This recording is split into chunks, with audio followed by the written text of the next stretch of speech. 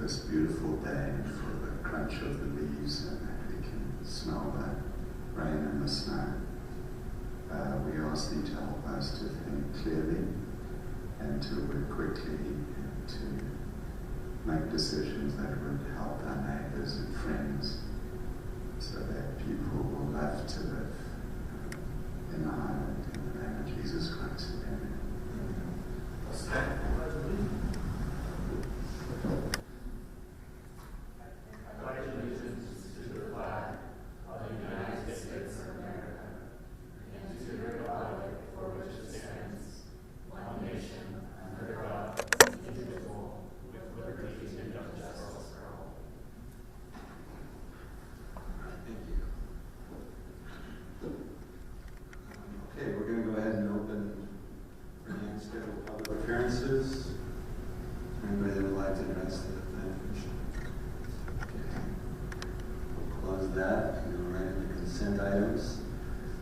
Approval of the meeting minutes for September 28th. Do I have a motion for that? I'll make a motion to approve. I second it. All in favor? Aye. Aye. Yes. Aye. All right, we'll go into our first thing, the public hearing. Well, first we're going to have a presentation of the public hearing. Yes. Okay. The preliminary plat for Ridgeview Pod B.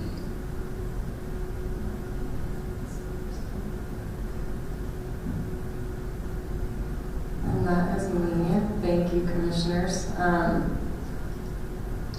So quick, you can see it a lot better on the TV than on the screen. Sorry, Spencer.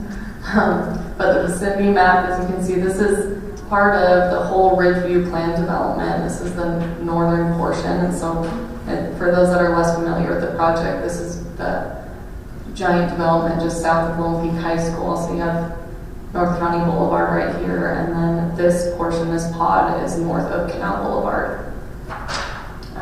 Bit of background, this overall master plan community was rezoned to this Ridgeview plan development in May of 2019. And then pod A, which is that portion south of what we're looking at today, all of those final plats were approved in June of 2020, and they've been working on that construction. I'm sure y'all have seen those going up off of North County.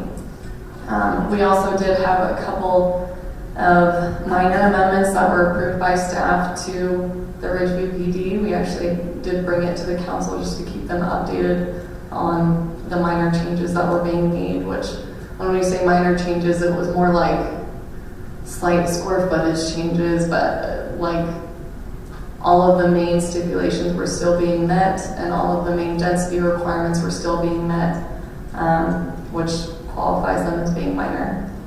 And did the density go down? Yes, the density did go down. So this is that exhibit, attachment number 6 that you saw in the staff report. I flipped it around because this matches all of the plats, and it's a lot easier to understand.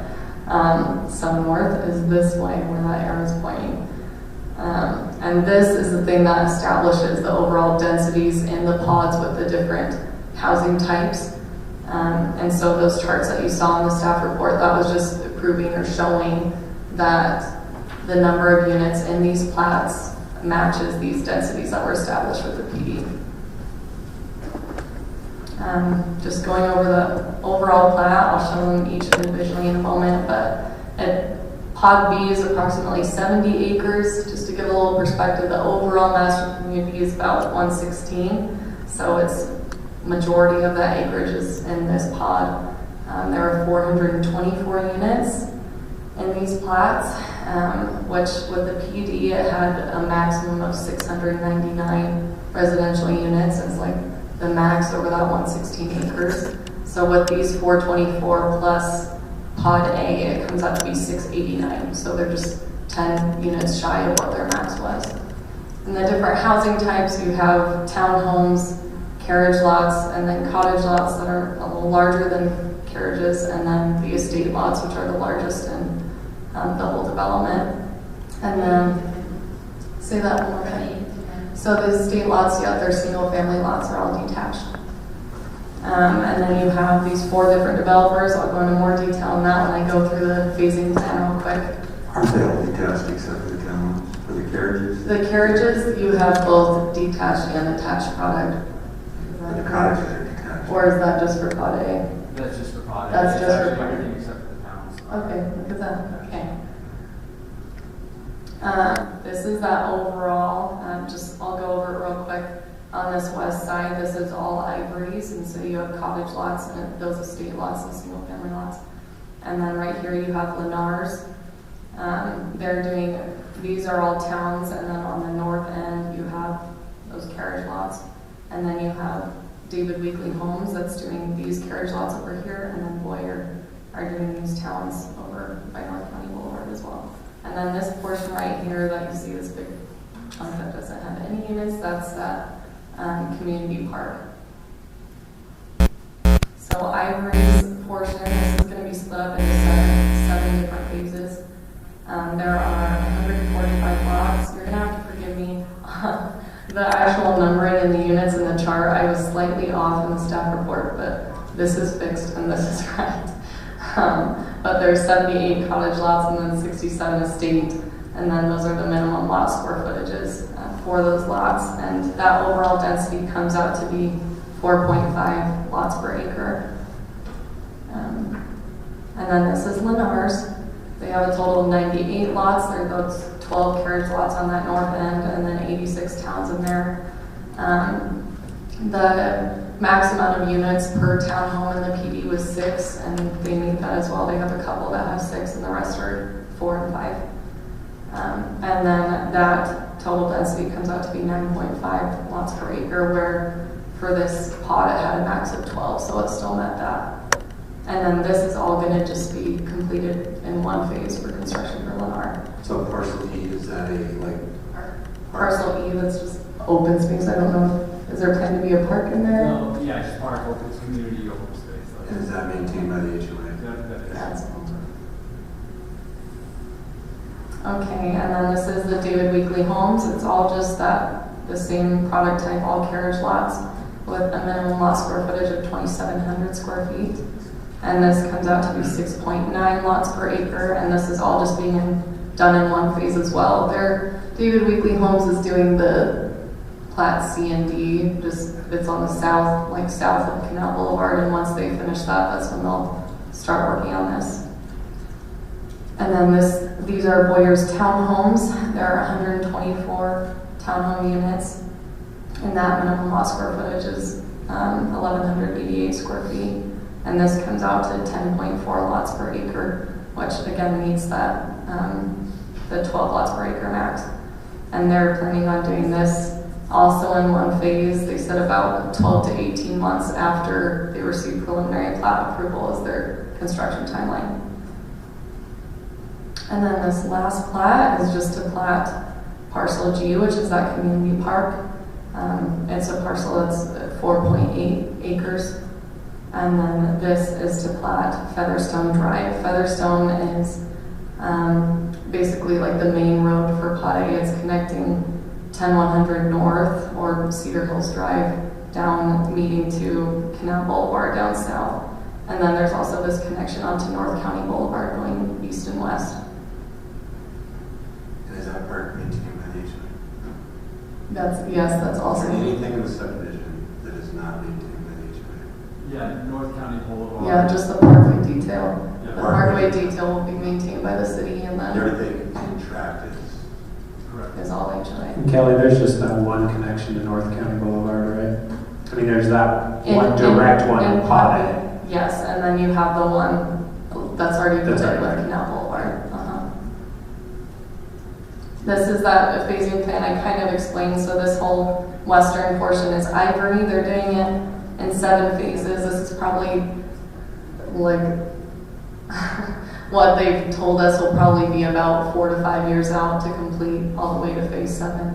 And then, okay, let me start from the beginning. Just that Boyer's going to start with Featherstone, and then Lennar's going to be doing their phase. They're just wanting to build it as quickly as they can. And then Ivory will start on their first phase, which is just fronting this road that's already built, or being worked on being built.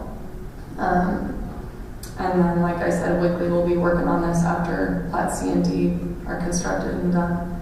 And then Boyer will work on theirs about a year after preliminary plat approval. This is the open space exhibit that just demonstrates, in the PD, it was stipulated that they had to provide at least 20% of the total developable acreage as open space. And so that total developable acreage came out to be 83.4 acres out of the 116. So that's just taking out all of the right-of-way square footage. What is the open space entail? Well, everything that's in green essentially. So. What they're gonna plant, sorry, that's what it is. Well, honestly, the detailed landscape plans for Pod B haven't been completed yet. That's something that we'll look at with final plat. But this large section obviously is the community park. And then all down here, these are all landscaping plans that have been approved with the construction plans. I assume majority of it's just sod and maybe some xeriscaping, I don't know. Yeah. Yeah. Trees and shrubs. Trees and shrubs. Okay, this is just showing the different roadways and the few trail connections. That Featherstone Drive is 69 feet of right of way. On that west side, there's like the connector trail, so it's basically kind of gonna be a wider sidewalk with a wider parkway detail to make it a connector trail.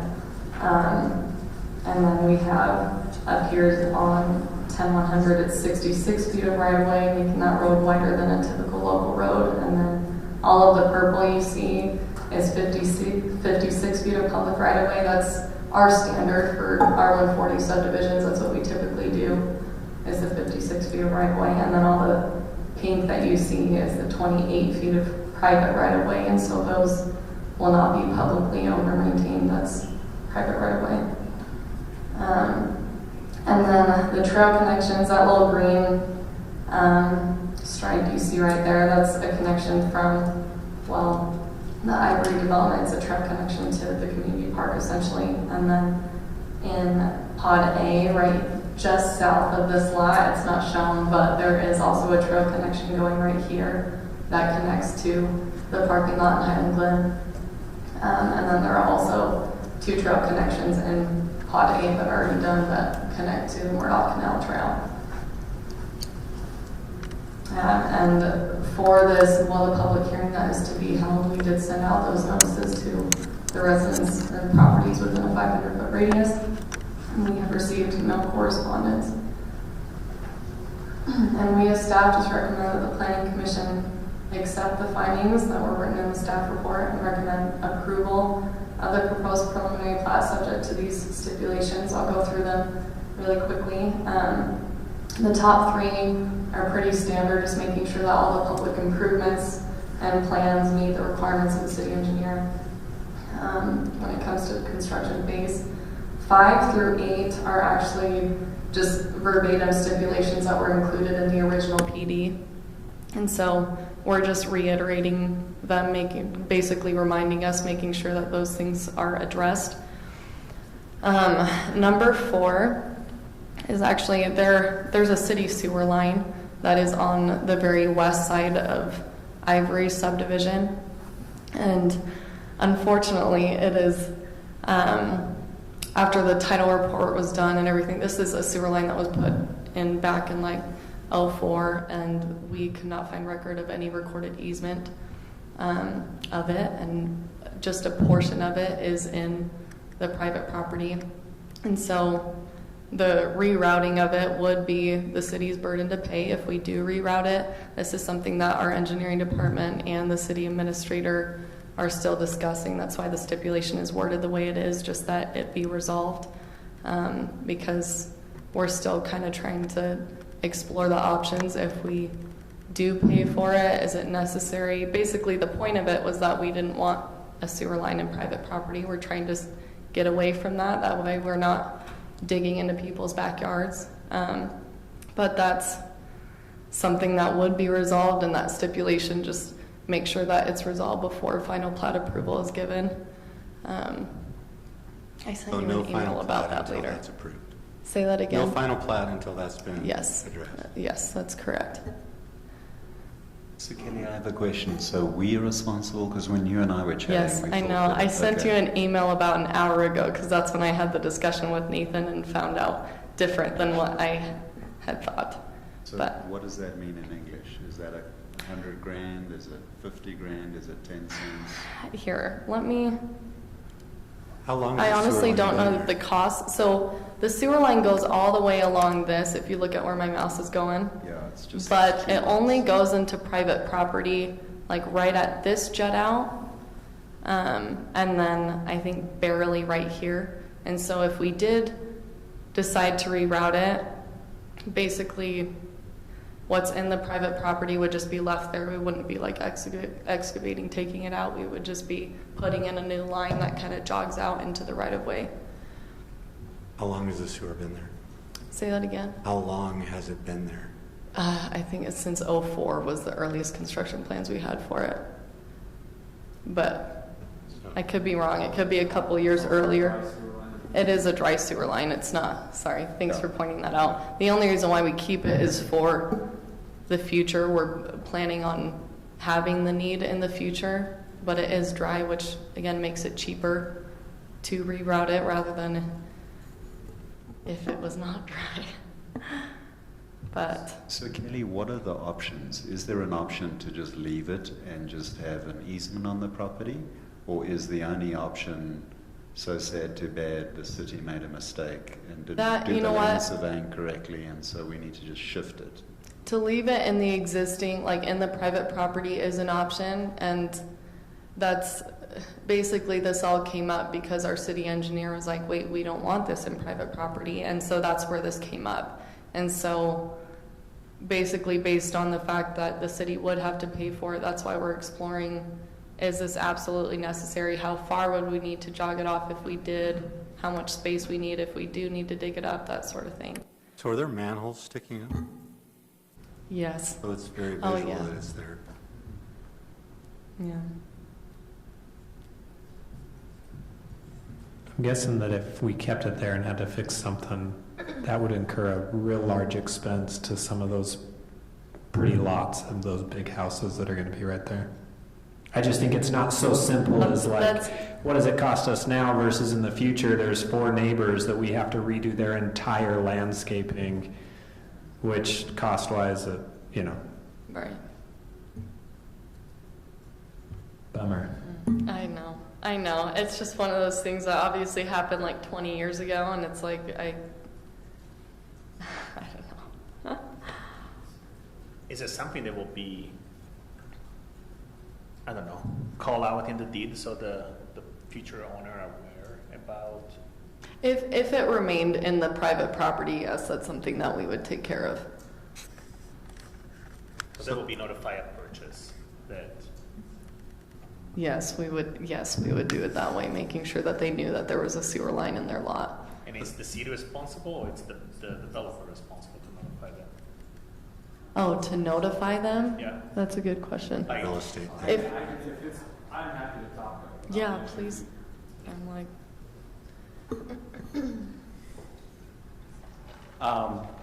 Next, we got a really crowded meeting, so I don't even need the micro. I feel like using a microphone is like. maybe just, sorry, do you mind just stating your name and saying who you're representing? Spencer Moffett with the Boyer Company. As it relates to the sewer, fortunately, it's a fairly small section of sewer. It's about 300 feet. I think, your point was good. If they build these big, those happen to be 3 of the largest lots on Highland Glen. I suspect that those are going to be really expensive houses, and they'll have pools and everything else back there. And Murphy's Law is that sewer will break right in those backyards. And so we're having conversations. I'm confident we can resolve it before final plat, whether that's us giving an easement, the city replacing the line. The fact that it's dry is a huge help. Otherwise we'd have to go pump the sewer around and it would just be a nightmare. But a dry line, it's really 300 feet of pipe and 2 manholes. So I don't have an exact quote, but I think we're probably in the neighborhood of $20,000 to $30,000 to relocate that. That's on the high end. If we do it in conjunction with the project being built, I think there may be some economies of scale there as well, where we can lean on a contractor. So I'm confident we can get that solved, but I'm glad that we identified it now.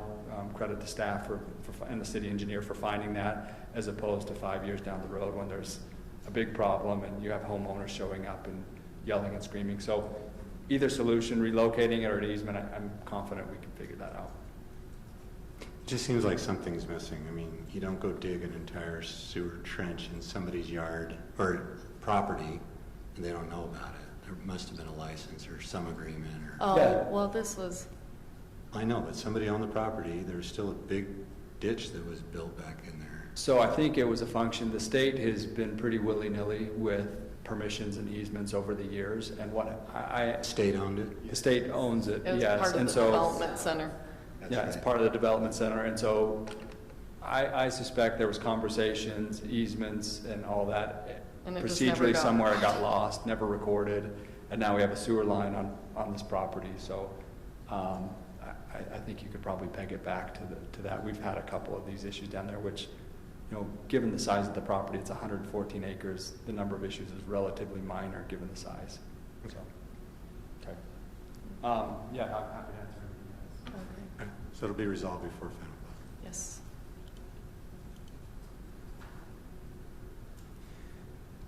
Okay, we're going to go ahead and open for a public hearing. Anybody wanted to come up and address the planning commission? No? Okay.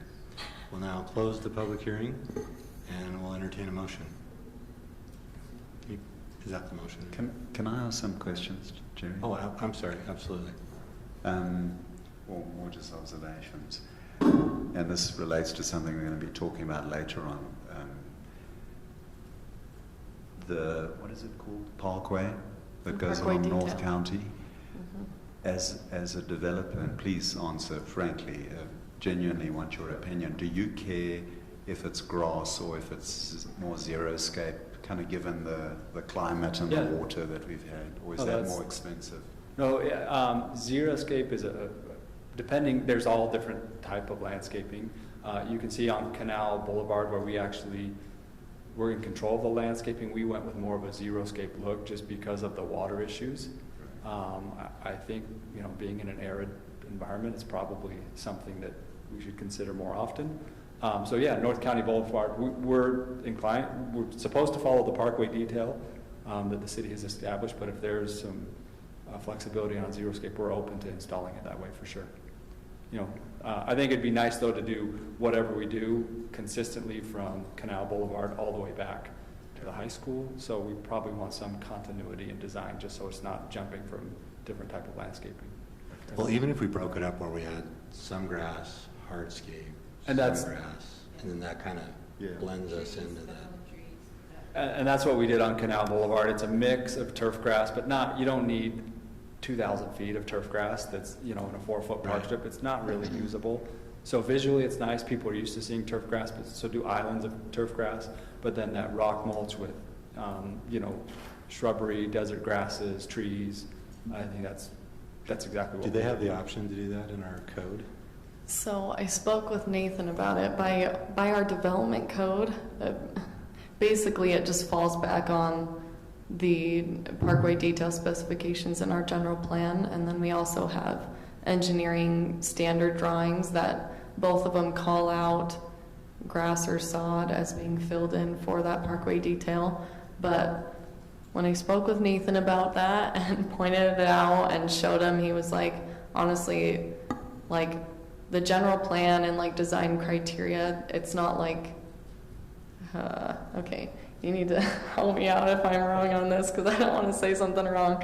But basically, the planning commission and the city council would have the flexibility to like change something like that or allow a developer to do something like that without the code being like, you have to do xeriscape, if that makes sense. As in, because the code doesn't say that it has to be grass, it's just in the general plan and it's as the standard drawings and that the engineering department Am I has. hearing that if he presented something like that, you could accept it if city and planning commission were good with it? That's what I got from Nathan. And then But we're also working on, Can we also just get another detail that we approve and send on to council that gets added to that? we're doing all of those things. Yes, We're I working know on we an are. update. Keep us informed. As you know, we're working on a general plan update. That's one of the things we want to address. The other issue is that the general plan does generally call out, support for xeriscaping in the city. It does. As to the parkway detail specifically, it does say, this part is grass and such. But under both city code and state law, if the planning commission and the city council agree, you can modify a requirement as long as it's generally in line with the general plan, which xeriscaping is, and the developer agrees to it. And it sounds like this is something that we can work on and we can figure out something that works.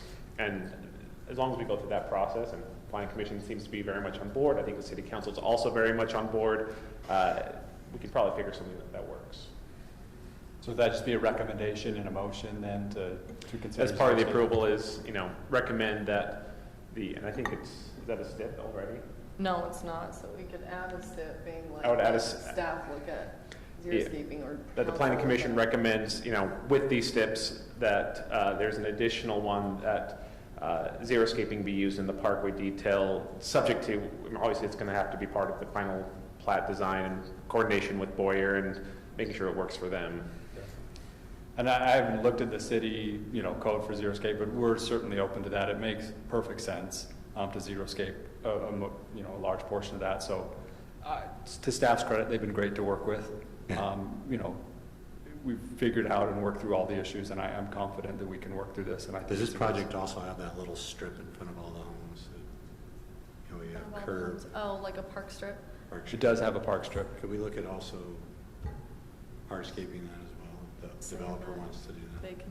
Yeah, that would be hard Ways for to- me to commit to. I think that's a great best practice, and we're doing that. A lot of home builders are doing that in other communities. That one's a little bit harder for me to agree to because I'm not the end Have a user. lot of and the different home builders builder. involved. Yeah, then you'd have to go to them, but I think that's I certainly think is a strong recommendation that xeriscape be considered in the parks. Because most of that water ends up in the gutter, and I know it keeps it's our not gutters usable clean. space. Yeah. And we've also had issues with vision in driving and it blocking for safety reasons too, Yeah. because we get so elaborate in our park strips that you can't see oncoming traffic. So yeah, if we could include that in there. Okay, so include that in I would just recommend adding a condition that, you recommend that the city council and staff work with Boyer to explore xeriscaping options for the parkway detail. I would be totally fine with that. That's great language. And I think I would love to get behind that and support that, and I would love to work with the builders to do that, but it's hard for me to commit to anything right at this point. So as long as you have the recommendation, basically, Yeah. that means the planning commission reviewed that and said, we like this idea, and then we can work on details as it progresses. And we like that idea as well. Great.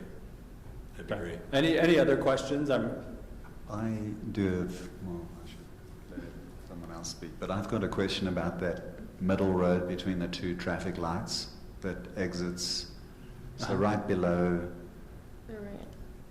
the little purple one that exits to the, North County Boulevard. into North County Boulevard, and it's not quite where the gasoline station is, but it's sort of in that general vicinity.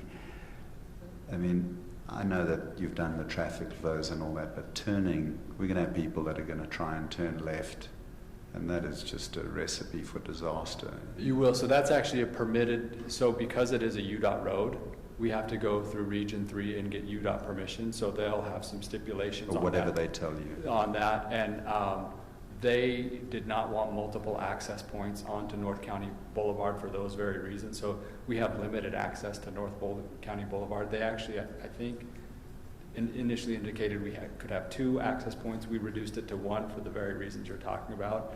I mean, we all know there's a lot of traffic on that road, and the more people we can keep from turning onto it, the better. That's centrally located between the Canal Boulevard light and then the Cedar Hills Drive light, so there should be timing there. If you are going out and going left, those 2 lights should be synced. It'll allow you to get out, but the idea is to push traffic back to the lights. That's going to be the better place. If you're going right, that's a great exit, but if you're going left, you're going to want to go to one of the 2 lights on either side. So that's a good question.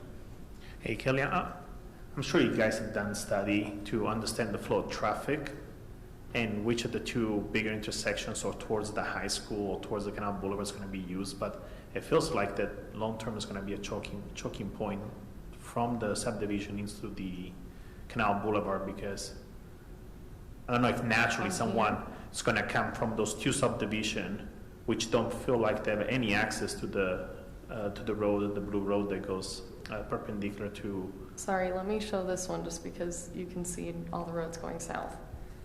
Can you explain that one more time? Yeah, let me see if I can find the. Was number 6. If we could just limit not the number of houses, but the number of cars No. that can come into that area. No, Is that okay? If you My- look here, my- you We can actually only did, have that one was car. initially with the project, that's why Featherstone Boulevard was increased to 69-foot right-of-way in part because of the volume of traffic it was going to hold. There was also stipulation that we couldn't put any driveways onto Featherstone Boulevard because the anticipation would be that there's a lot of traffic between the high school and Canal. And so, as you'll see, there is no driveways going onto Featherstone Boulevard. People backing in and out is a problem.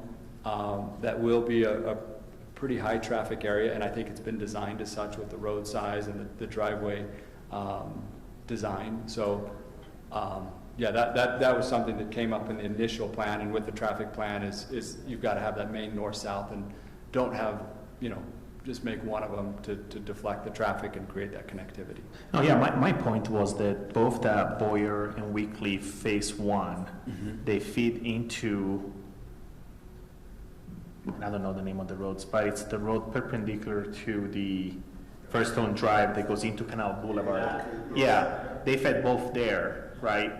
And So there actually will be there's a connection right oh, it's there? Yeah, there's a connection, and then we have the connection right there and there. Okay. Okay. So, yeah, it's Okay. connectivity. Yeah, right okay, there. it's there. The Okay, yeah, more okay. connection Points, the better. So, yeah, those are, it's hard to tell on that map. Okay. It looks like, yeah, you're That right, fits it kind of too, looks okay. like stubs for parking, but there is connectivity there. And then as far as unit between Weekly and Boyer, do you know what's the difference? It's Boyer, I mean, it looks bigger.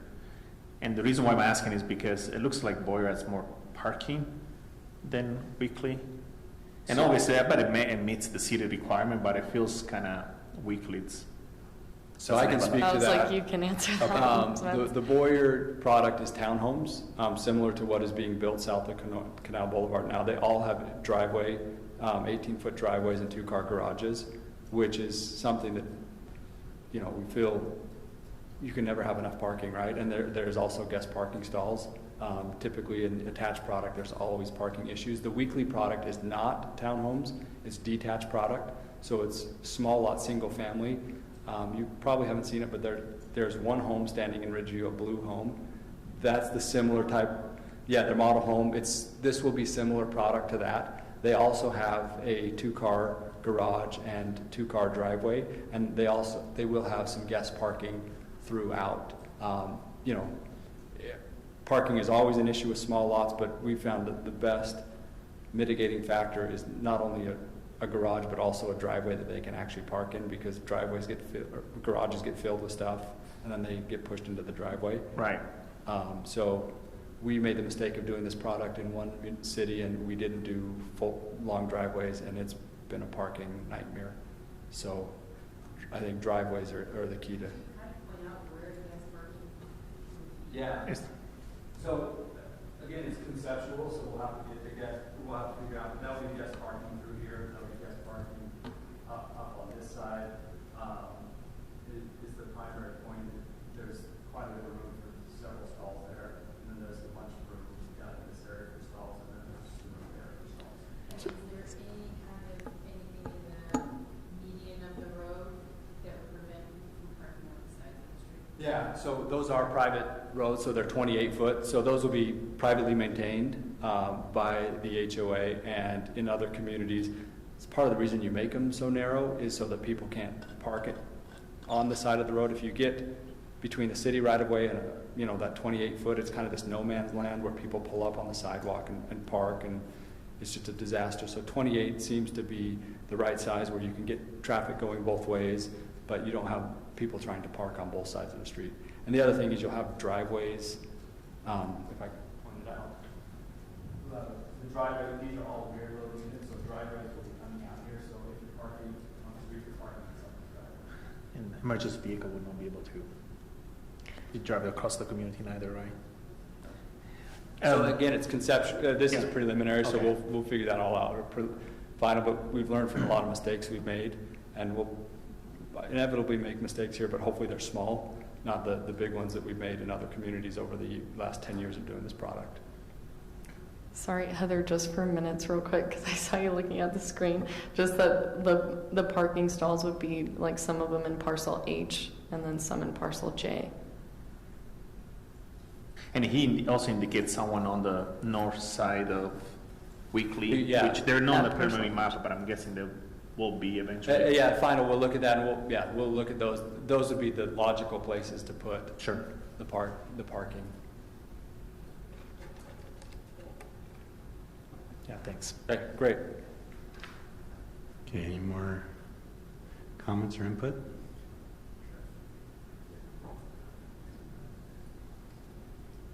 Okay, we'll entertain a motion.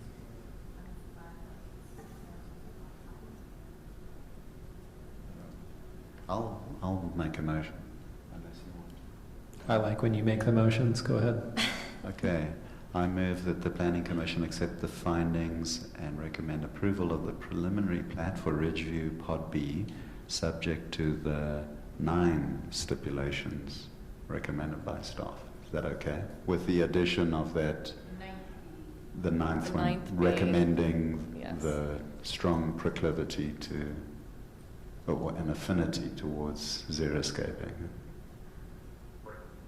That sounds great. I'll second. Okay, we'll have a vote. Tyler? Yes. Audrey? Yes. Chris? Yes. Yes. And I'm a yes. Okay, we're going to now go on to item number 4, preliminary/final plat. Is it both or one? Yes, I'll talk about that in a second. Okay. I didn't know you could do it like that. Okay, Ridgeview, the retail. We'll have your presentation. Okay, great. So this is for the Ridgeview Retail. This is south of Pod B that we're just discussing. So the commercial parcels or pods are omitted from these final plats that we've been doing, like Pod A and Pod B. They're doing these commercial plats separately. So that's what this is. Background, this is the same. It's part of that Ridgeview plan development approved back in 2019. So this, because it is a commercial plat, the developer can request to do a concurrent review of that plat to do, basically it's preliminary and final at the same time. And so rather than us taking a preliminary plat to y'all and the preliminary plat to council and then coming back to do final plat with council, this just comes to y'all and then it goes to council once as final plat. So that's why it's kind of like the preliminary/final plat. So this is the final plat. There are 4 lots. For those that don't know, lot 102 is to be Costa Vida, and then lot 103 is Arby's. The main accesses to this site is, basically you have a right in, right out on Canal Boulevard. I'll show it in the site plan. It shows a lot better in the next slide. And then you have this roundabout right here on Oakbrook Drive, which is part of the townhomes plat in Plat E of Pod A. You also have this sidewalk easement on the east side of the plat. This is just part of the standard parkway detail. You have a meandering sidewalk, and so it just comes into the private property, which is why that easement is included. And then you have this sewer and water easement dedicated to the city for those city utilities going through that will serve those lots. And then you have our standard 10-foot public utility easement that borders along the overall subdivision. Commercial plats are not like residential plats where we put it along all of the lot lines. A lot of this stuff is private, and so when it comes to the public utilities putting their things in, it's more done with the developer and the public utility companies. So this is just all we include on the plats. So this is that site plan. Just to kind of go back with part of that PD, the plats do come to Planning Commission, City Council, but a site plan It's basically, it's called out saying that the site plan, landscaping plan, all the traffic flow, everything involved in the site plan are approved administratively by staff. And so we're just showing you this. This has already been approved by staff, but it's just kind of showing y'all what's going on and what's been approved associated with this plat. So there's that right in, right out that I was talking about right here. This north lot is Costa Vida, and then you have Arby's on the south end. They're both drive-throughs. These other two lots will come back to staff for the detailed site plan and architectural plans, just like we've done for these other two. Those will just come in when they come in, which to my understanding, they're planned to be more like office use buildings. And then this is the landscaping plan that was approved. So I guess for the Parkway detail, that's something that we would look further into maybe when it comes to construction phase. I mean, this one's baked, this one's done. Yeah. So, Yeah. And like they met all the percentage requirements for the landscaping or open space for the overall subdivision, so that was pretty standard. And then these are the elevations, so now you know what those buildings are gonna look like. This is Costa Vida. It was honestly pretty tough because each of these companies have very, very different looks to them, but they were very great, and Boyer was very great to try to be as accommodating as we could be to make these look nice and complement the development as a whole.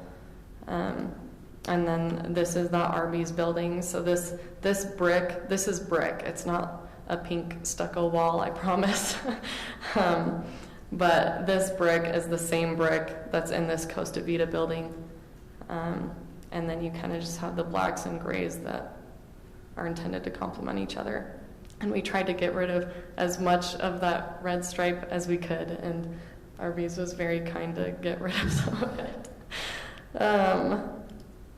Okay, and for the public hearing to be held for this preliminary plat, we did send out those 500-foot radius notices at the appropriate timing before this meeting, and we have received no written correspondence. And we as staff just recommend that the Planning Commission accept the findings that were called out in the staff report and recommend approval of this proposed final plat, subject to these stipulations, which are our standard stipulations. I went back to our city engineer quite a few times just to make sure that he didn't have any other stipulations, but he's gone over this site plan 1,000,001 times, and it's just basically all of staff is plenty happy with it, and we've looked a lot into the traffic flow along Canal Boulevard and that intersection a lot, and that this was all the compromise that we've come to. But if you have any other questions, obviously Spencer's here. I'm happy to answer any questions as well.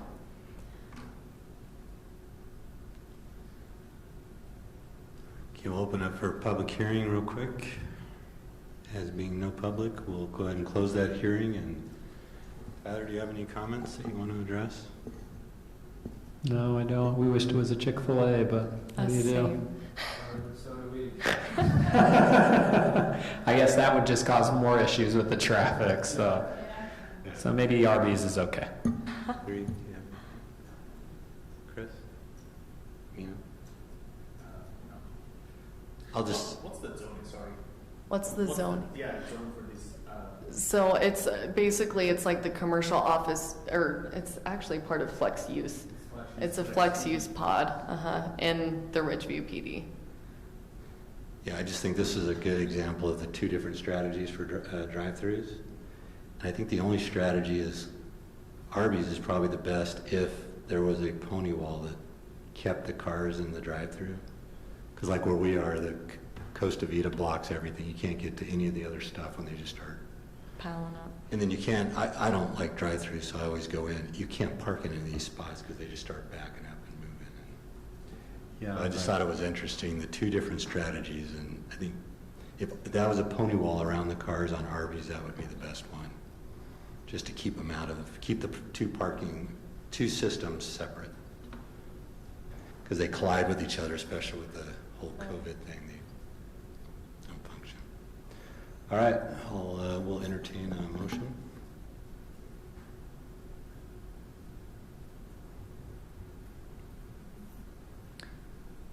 I recommend the proposed motion be that the staff recommends the Planning Commission accept the findings and recommend approval of the proposed final plat, subject to the following stipulations. 1, the recorded plat shall be in conformance with final plat dated October 13, 2021. And 2, the civil construction plans and public improvements shall meet all requirements as determined by the city engineer. I recommend for approval. Do we have a second? I'll second. I have one more question. You mentioned that you had a chance to trying to match the design with the future townhome design. Oh, you mean like Yeah, for in the terms of color elevations? scheme, yeah, the elevation. It was just to more complement it rather than, have you seen the new RVs that have been going in? There's one in American Fork with their like new standard that's just a white block building with the red stripe that's around it. And so basically the intent, if you've seen, I mean, the like entry monuments that are all that like brick pillar, and then that theme wall that's along Canal Boulevard that has the brick in between the cement. Like basically the point of it was to kind of match that theme with these architectural elevations.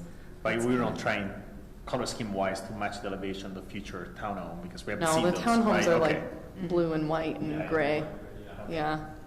I guess. Kind of to making To the RVs overall both development. Like one, so they're not totally separate. There's some consistency between them, and then 2, just have some theme so people know that it's in Ridgeview. You know, they don't have to be all the exact same building, but that red brick is kind of a common theme that people know, you know, where you are. Yeah, okay, makes sense. Okay, thanks. All right, probably. No, that's fine. We'll go ahead and vote. Brian? Yes. Tyler, yes. Yes. Yes. Yes. Yes. I don't know if we needed to say her name. All right, now we're moving on to a really important. Thank you. Thank you. Shipping containers. I'm like, hopefully this is the last time that y'all have to talk about this. I'm so sorry. Okay. I've been looking into shipping containers. So background, obviously, y'all have had like 2 formal discussions in front of the public in planning commission meetings. We had one a few months ago, and then one this last September. So this is the same slide from September, just like basically these were overall the commission's concerns.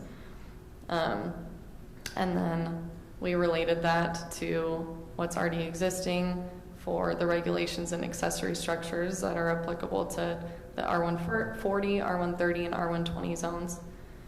And so basically this is the text amendment that after the discussion in September we came up with as being the most really efficient way to put it in the code without putting it in a million different places. This is me, Rob, and Nathan all kind of trying to come up with a text amendment that met all of y'all's concerns. So that first sentence is what we have right now for the definition. So a shipping container is a reusable container designed for intermodal freight or other commercial transportation. That commercial transportation was to try to get the pods into being qualified as shipping containers. And then these regulations are just for those to be kept on a property for longer than 60 days. And so first of all, it's just calling out saying that the shipping containers, I should probably say before I go through this is to be added to Article 6 in Chapter 3 zoning. Article 6 is called supplementary regulations. And that's where our fence ordinance, like fences and retaining wall ordinances. And so basically it's to be applicable to all the other zones where it's called out. Does that make sense? Yes. Okay, so in number 2, saying shall meet the accessory structure regulations for the applicable zone. And so we're saying it's only permitted in these 3 zones. And then we have to say that because in those 3 zones for accessory structures, you have different percentage requirements. Like for R140, it's 5% of the gross lot square footage can be accessory structures, whereas for R120 and R130, it's 7% of the square footage. And then obviously the building permits are required if these things are met, and then not being stacked vertically. Number 5, we did change this a little bit just because we were thinking of, so basically the idea was it has to be 10 feet away from the front of the home. It was like, even if there's a 30-foot setback, if the house is 50 feet away from the front setback, it's going to be a 60-foot setback. That was kind of the idea that we understood. And so basically this is something that y'all can discuss, but the idea was if there's not a home on the property, what is the front setback going to be? And so the idea was just from the front yard setback line, it would be 10 feet from that. So technically, if there's not a home on there, it would be a 40-foot front setback, like standard.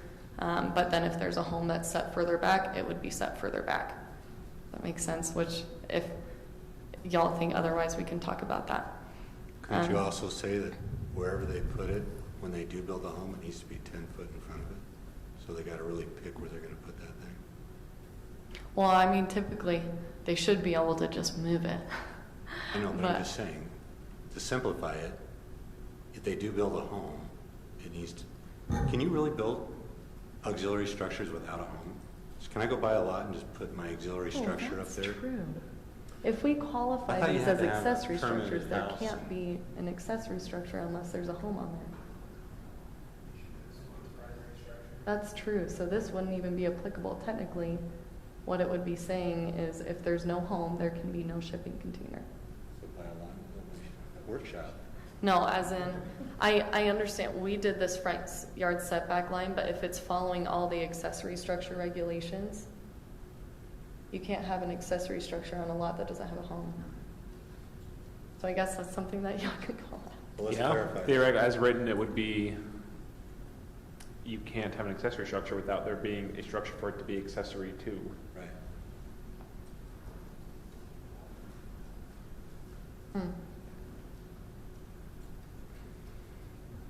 Yeah? So I guess if you're, sorry, I'll speak in my mic. If the commission is okay with a shipping container being on the property without a home, we can call that out? No. Or you're not okay with that? Okay. I'm saying no, I'm sorry. Okay. So, But then you're going to see it. It's going to look like a storage thing.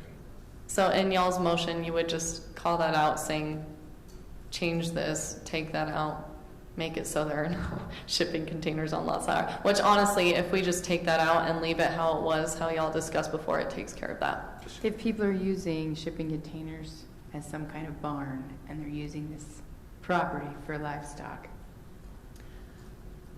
should they be allowed to put an accessory That's structure also on true. there? So that's something, a barn is permitted without a home on the lot because, like taking care of animals is a permitted use, and technically the barn is accessory to that permitted use. So that is true. I don't think that we can, I don't think we can ban it, because if that's what someone's using, If I they're their using it livestock. I as also that. just think if you just leave I've the seen rule that. that it's 10 feet, if somebody comes in to permit their house, part of the permitting process, they're going to say either move the structure or pull the house 10 feet in front of it. They can't just bring the house in and just set it wherever they want it if there's an auxiliary. You know, we have a code that says it has to be 10 feet back. Right, like if they get a house permit, that's like a home permit, that's something that we would look at. But if they weren't planning on building a house on it at all, and the purpose of that parcel or lot was just for them to take care of their livestock, technically they can put a barn on there. And so I guess what Audrey's pointing out is that if the shipping container is being used as a barn or something to provide for their livestock, as if this stood as it does now, that would be permitted. And so we're just kind of saying, do you want that to be okay? I think it should. I mean, if they have the right to that as property owners. Okay. If that's what they would choose to use. Plus, it is movable. It's But mobile. we could also just say no shipping containers without a house. You want to build a barn? Yeah, build- you can say You want that. to build a barn, build a barn. But we don't want you to just put a Shipping container on there and put hay in it. call it a barn or a chicken coop. If you want to do that, go build a real barn, go build a real whatever. But you can't use containers unless there's a house there that can hide it or offset it. What do you guys think about that? I don't know. See a lot of shipping containers there.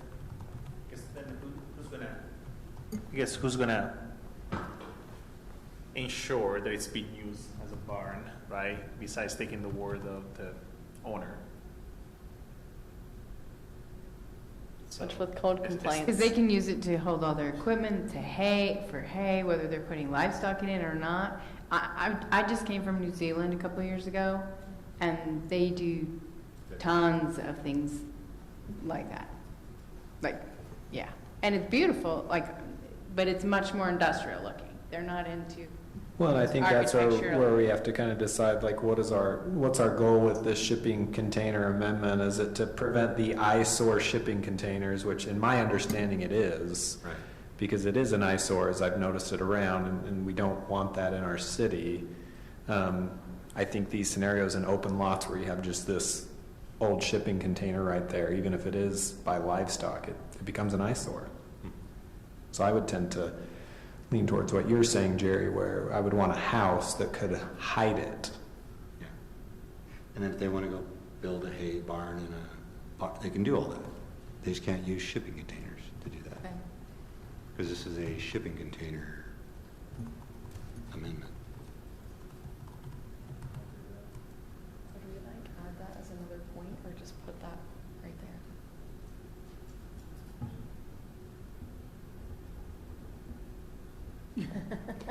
So if this goes in, do we go tell everybody with shipping containers to move them? Well, Our as of right now, encouragement officer? it will be, I know, our code compliance officer.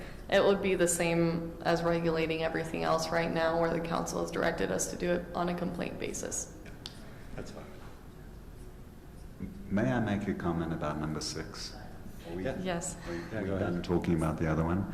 So on number 6, how would you guys feel if, because right now that implies that if it's greater than half an acre, it can either be painted, a color that matches the house, but if it's behind the house, it can be psychedelic, neon, green, pink, orange, blue, marmalade, any color that it fancies. So my 2 cents worth would be, is there a strong reason not to just mandate? If the house is pink, then the shipping container needs to be pink. If the house is blue, make the shipping container blue. I don't know how you feel about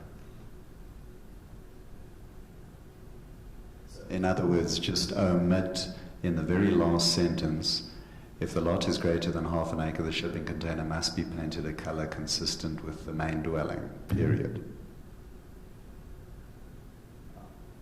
Or we could even just say, like, shipping containers have to be painted a color consistent with the main dwelling, Yeah, regardless of lot size. So half acre or more. What's our rule on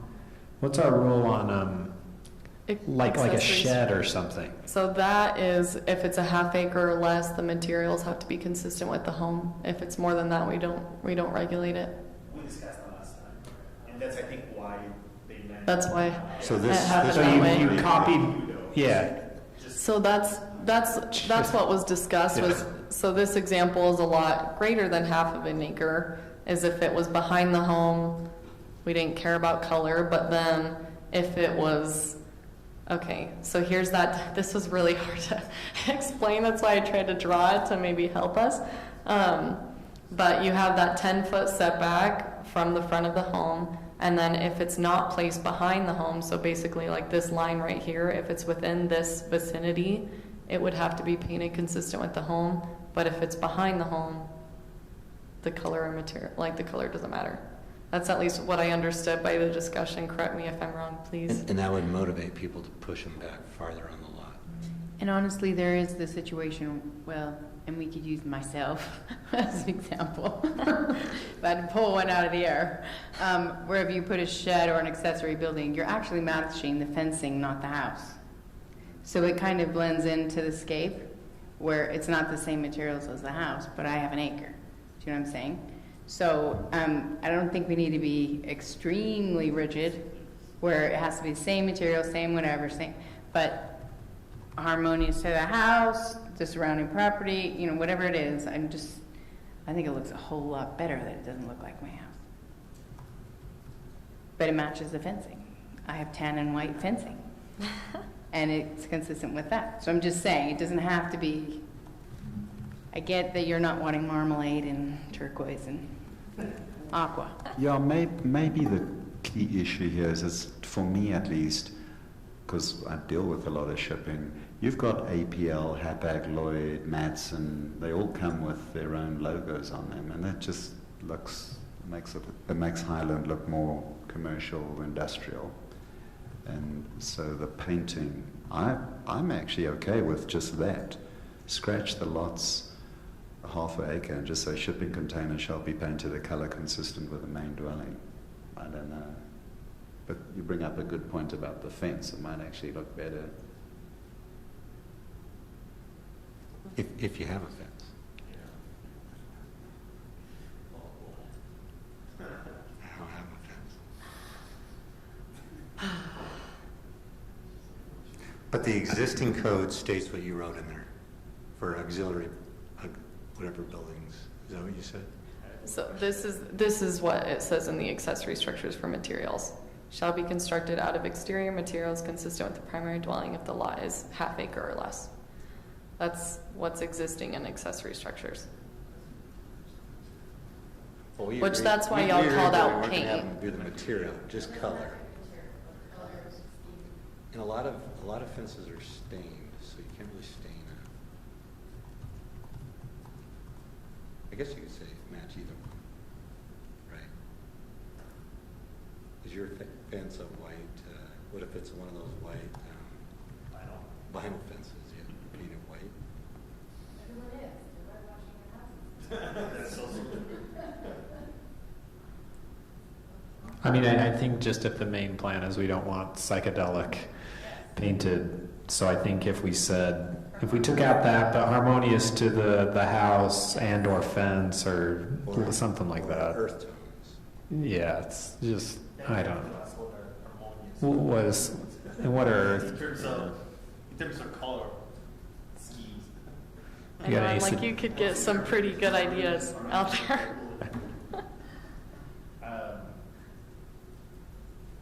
Chris, I agree with you. We can, on 6, we can stop on main dwelling and replace and remove it's now placed behind the home, so regardless. But then also the greater than container. I will actually add the sentence removing if the lot is greater than and just apply it for anything equal and less than half acre. I think that's what we're talking about. Is that right? Yeah, so maybe let me make a suggestion. Number 6, we just say shipping container shall be painted a colour consistent with that of the main dwelling, period. Regardless of the lot size. How do you feel about that? Yay or nay? Or? it sounds simple to me, and I think it would just, there's no ambiguity. Painted the color of the main structure. We won't get crazy looking shipping containers, so I like that. But then if they attach utility, it becomes an auxiliary dwelling, right? And therefore they follow the previous code. Oh, they can't. They can't. They can't. No. Yeah, they do. It does call out that a building Okay, permit will that's be right. required. Okay, Yeah. Yeah. Okay. Cool. Yeah, I'm good with that. Okay. Do we have a motion? Did we An explanation? hold the public hearing? Yes. Before we started this conversation. We did? Okay. Did Want me to open did it we? again? Heather said no. Heather said we didn't. Okay, we're going to open up for a public hearing. We'll close the public hearing Okay. and entertain a motion. I'll make a motion. I move that the Planning Commission accept the findings and recommended approval of the proposed addition of Section 3625 shipping containers to Chapter 3, Article 6 supplementary regulations in the Development Code, with the stipulation that number 6 reads as shipping containers shall be painted a color consistent with that of the main dwelling, period. I'll second. Did y'all, I'm so sorry, but the front setback line or if you didn't want a shipping container on the property without a home? Oh, so add the Right, no let's home, also, no shipping. can I make another motion? Well, Can I readjust my motion and finish it by also saying that number 5 would say that, would we add another do we need to add another I would just go stipulation? make it number 7. So number 7, that shipping containers would not be allowed on lots without homes. A lot without a home. A lot without a home. Okay. And we're taking out that bolded section in number 5. Maybe say that. Yes. Perfect. Okay. That makes sense. Okay. Like all said. Okay, Tyler? Yes. Audrey? Yes. Chris? Yes. You know? Yes. And I'm a yes. Okay.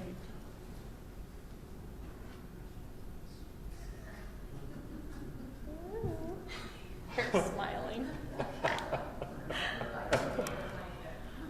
Why don't you be general pattern instead of general plan? Oh my goodness. I know. Tyler asked if I was going to come dressed up like general plan. You So said it was cheesy. I'm sorry to disappoint. I was waiting for it to come, and when that guy popped in, I was like, wow, she was right. I know. It was good. It was good information, though. I was like, it's good information. I hope they're not too weirded out by this.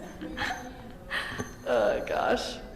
Okay, I thought since we were going to be opening up the general plan, or at least it's been approved, that we should, I think this is twofold. We're going to be trained about the general plan because as Planning Commission, we should be applying the general plan as we're looking at different items. And so I thought it'd be good to be trained on what our general plan is currently, and if we do start getting into changing it, what should we be looking at? And also just how the general plan is pretty, there's some legal things in there that we cannot deviate from. And there are other things in there that are, like she said about the parkway, it's the recommendation or something. So I thought it'd be good to know which parts are legal, like I think lengths of cul-de-sacs is a thing that's in the general plan that you can't deviate from, that you're not supposed to. That's actually in code that you can't. I think it's in code because of the general plan or something. So I just would like to know what is not bendable and what is bendable in our existing general plan. Okay. And then what to expect. And this all doesn't have to happen tonight. Okay. Maybe the next one is what to expect if we do go down the road and start changing. Right.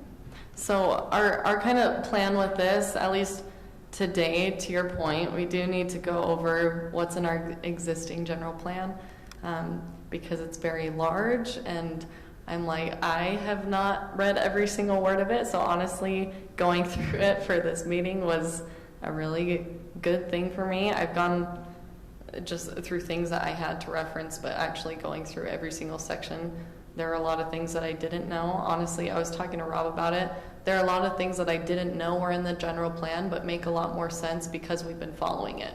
And I was like, oh my goodness, there it is. That's why we do what we do. And I will tell you, there are citizens that have read the entire plan. I know. And know the plan. So. I'm aware. And if I may, just Yeah. we are planning on having a follow-up training, as you mentioned, on In the November. process of changing this. And also we'll give you a little bit of an example of how we do amend this. We're going to do a minor amendment to cover a certain transportation issue. So you'll see that process. We'll also go over, there's basically two ways of amending a general plan. One is just, you tweak little things here and there, but the state law calls out a comprehensive plan update as requiring a lot more substantive of a process. And that's that process, and we'll be training you on that we'll be going through in the next year. And it's going to be very long and involved, where we're basically going to rewrite the entire general plan to meet current city needs and goals and all of that. But just so we're clear, we're not doing it because state law is telling us to do that. No, we're just doing this because the general plan was I think this version is from 2008. Yes, it is. And you might have noticed things have changed in Highland since 2008. So it just needs to be updated. And some things are just the minor tweak that we're proposing for a couple of things. For like the parkway detail is one where it's in the general plan as here's the landscaping detail. You see the sidewalk and there's grass. We want to say grass or xeriscape. And that's a minor text amendment. But then we're going through and saying, what does it look like in terms of the fact that Highland's, 90+% built out? What is our plan for development in the future? But that's all next time. This one is just figuring out what's in the plan right now. Right. And where do we go to look at it? I found it online, but it's good to know where that is too. Yeah, that's true. It is online.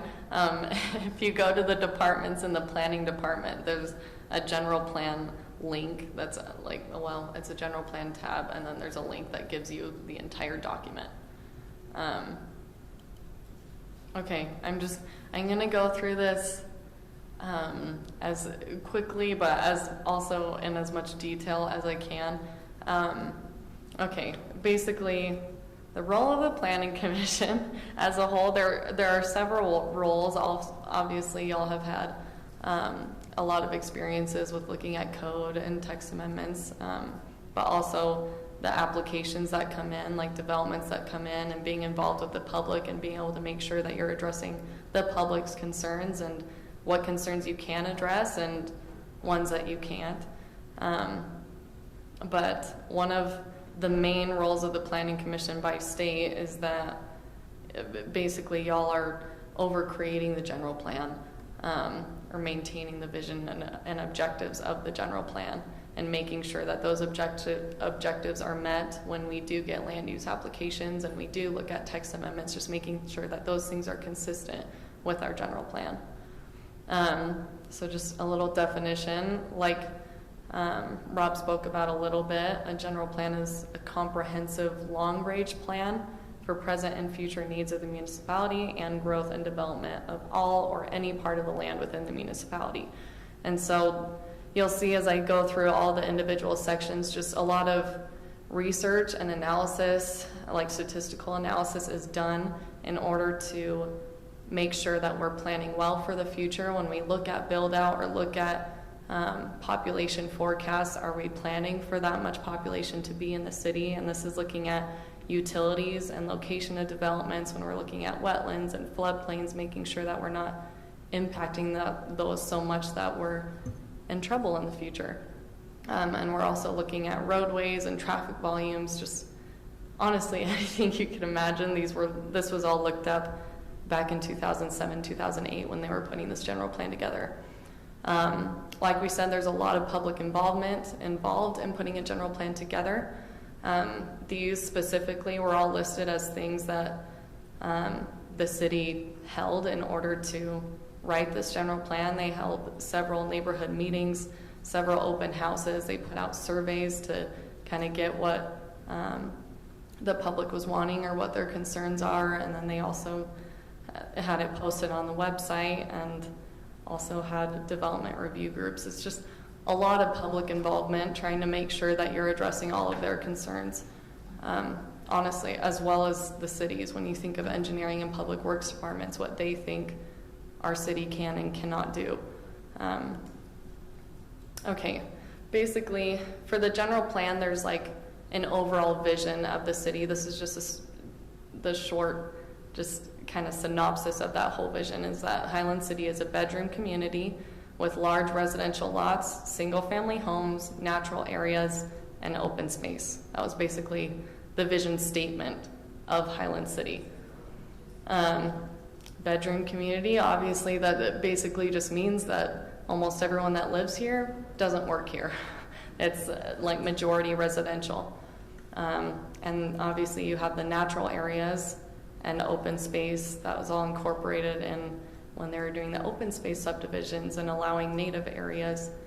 And basically, so when you go into each of these different elements, you have, it kind of starts out with a little overview of why they have that element incorporated in the general plan, and then what's existing, and then an analysis of what's existing, and then basically a forecast of what will be needed in the future for those things. And then it goes into specific goals associated with that element, and then under each goal are a couple policies that we should follow to meet that goal, and then it goes even further to say implementation measures, just in more detail what we are going to do or what our plan is to do to fulfill these goals and policies.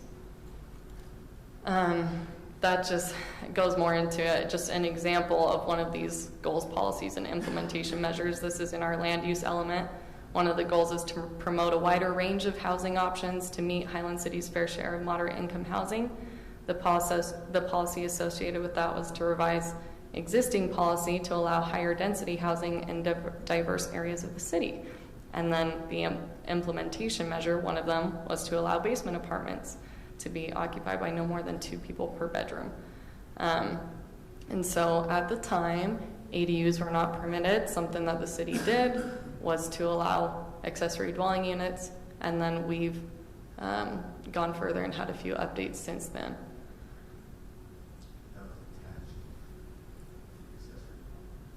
Oh, yes, attached to the main home, yes. These are each of the general plan elements. This basically encompasses the entire general plan. There's a land use section, transportation, environmental and natural systems, an economic element, moderate income housing, community design, parks, recreation facilities and trails, and then senior housing. The moderate income housing section was actually added in 2019, and that's because the state required that each municipality include a moderate income housing section in the general plan. So that's honestly a section that we've done fairly recently. The statistics in it are from 2017, but it's just definitely more updated than the rest of our sections. Do you have to identify that zone once you add the general plan? Say that one more time, sorry. Do you have to identify that zone down the future for after you make an amendment to the plan? So the general plan is it doesn't really deal with zones specifically. For example, the moderate housing has a list of different policy implementation goals, and you have to pick a certain number, but it can include, for example, accessory dwelling units, or allowing credits for moderate income housing, or other ways that facilitate, increasing your density requirements, reducing your infrastructure requirements to allow for cheaper development. So there's a number of ways, and you can apply that to any specific goal. I will say, as Kelly noted, moderate income housing was added recently because state law required. The only 2 other required elements of a general plan are land use and transportation.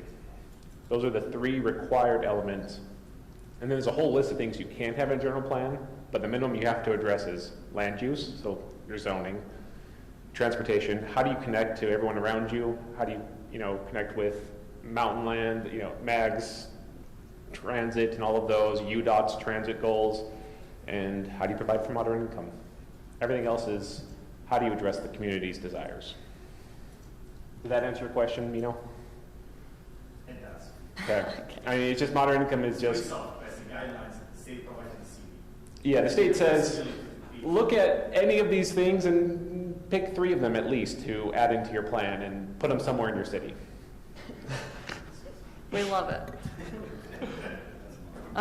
Okay, for the land use section, real quick, this was the existing land use map, noted as of 2008.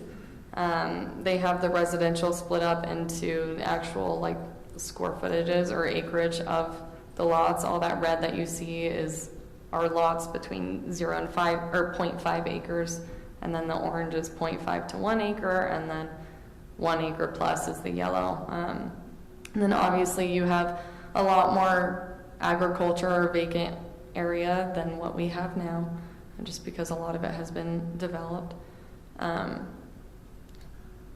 Okay, so this was the future land use map that was created. The intent of this is kind of to guide any zone changes that they may have, or that the city may have.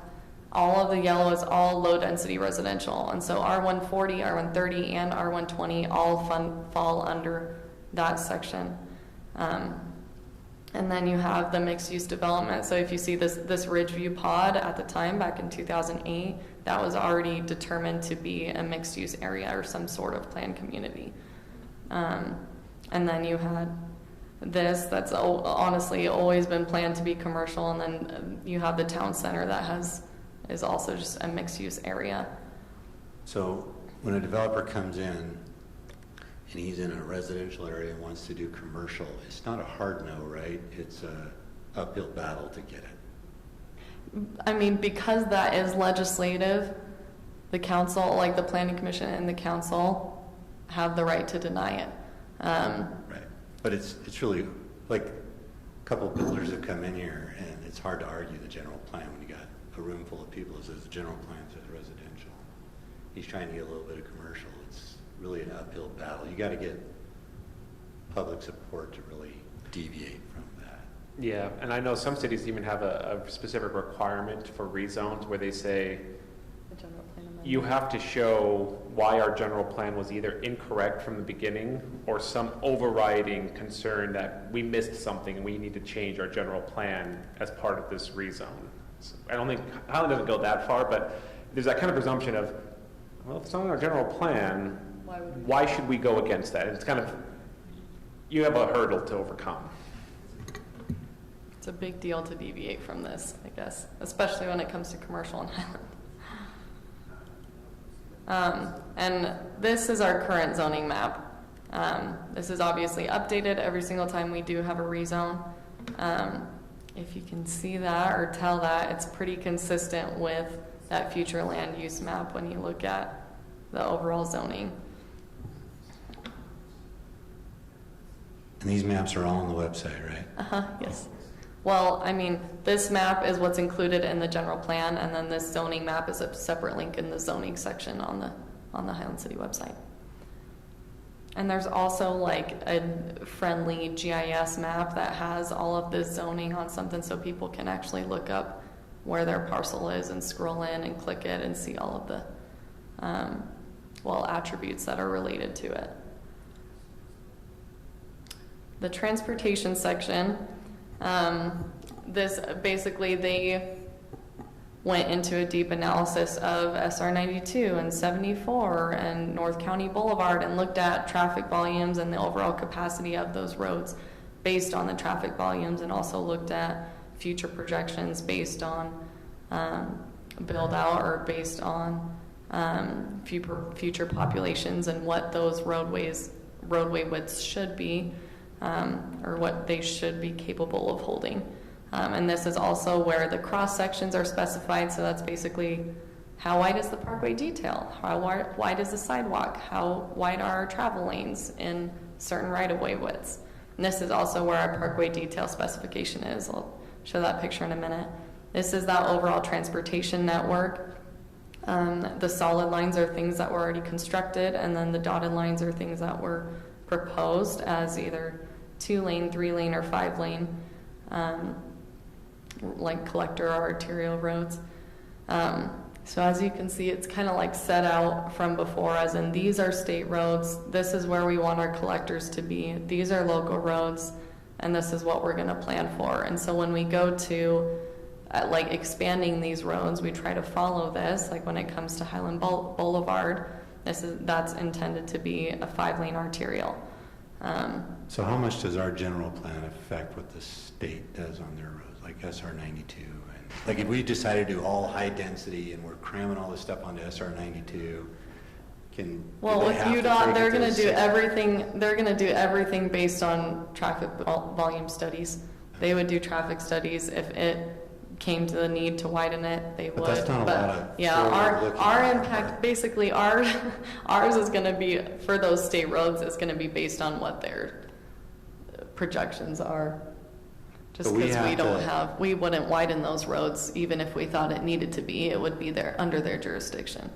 So looking at SR 92, we're motivated not to increase density. We're motivated to decrease density, right? Well, if we did increase density and it did increase volumes, to the point where they needed to widen it, that's something that they probably would do, Yeah, but just like with any road. 20 years down the road. One of those things where like they have a list of like where to put in new signs, like signage, like new intersection lights, but it's based on traffic volume. And so if you get a lot more density, maybe we get bumped up on the priority list, but that's also because we have a lot more traffic and we needed it. So there's the bad side. And of that's that. the same with commercial. You know, the more we put commercial onto the road and everything else, it just really gets congested. Yep. Is a bike lane considered part of this lane transportation? Part of this corridor? plan, no. So when I see Highland Boulevard, it says 5, so I can read that 5 lane. 5-lane arterial. But right now we have 2, so you're saying that potentially we can remove that median if needed. And Well, that's another thing that would be UDOT, but oh, is it? so like Alpine Highway, North County Boulevard, and Timpanogos Highway, those are all UDOT maintained and owned. Oh, I was referring to Highland Boulevard. That's also maintained. Oh, Highland Boulevard. No, Okay. sorry. Highland Boulevard is Highland City.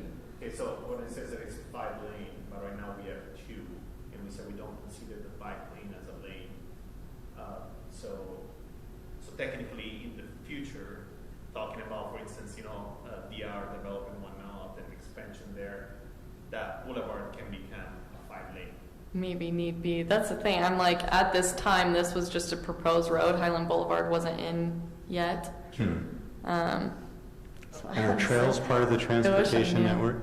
Not a part of this map, obviously. This is just like major collectors. That's what this overall plan was intended to be. Vehicle traffic. Yes, it is. And a 5-lane road actually has a 10-foot shoulder on each side that can be used for the bike lane. Oh. As the right of way. Okay. Or just tell them to stop riding their bike. These are just some examples of the details that are in that section. Here's that image that you have of the parkway detail. There's that note on the side that does call out the grass or sod as being the landscaping. And then obviously you have these details of these cross sections, which help us know how wide to require and what to require the developers when they come in with the subdivision. So that's something we can change without actually changing. Like, that's a minor, Yeah, that's just a minor tweak. So, I mean, we'll go through a notice process because we are touching the general plan, but there's a comprehensive for general the plan xeriscape. update that would Okay. requires a lot more. Just saying sod or xeriscape is not a major shift, especially when the general plan already talks about encouraging xeriscaping where possible. Okay, next section, the environmental and natural systems. There are these different sections that are called out in this map right here. This purple area you have up here is a critical runoff area, and so it's a place for staff and Planning Commission, City Council to recognize as, hey, this area has steep slopes and it has soils that are more susceptible to, well, settling and moving, and so we need to, in this development, recognize that, protect drainages, that sort of thing.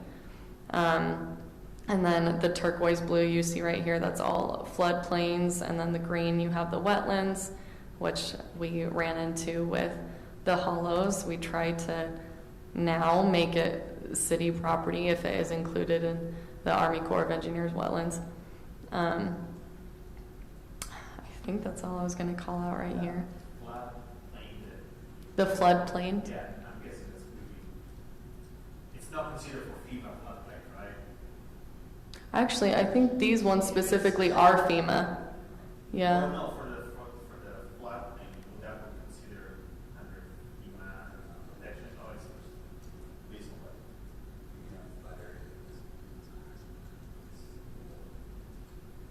Okay. I see. But Mina, when I was reading the general plan 2008 and all that, floodplain matched the FEMA, It like does. 100-year Interesting, okay. floodplain I think stuff. it is.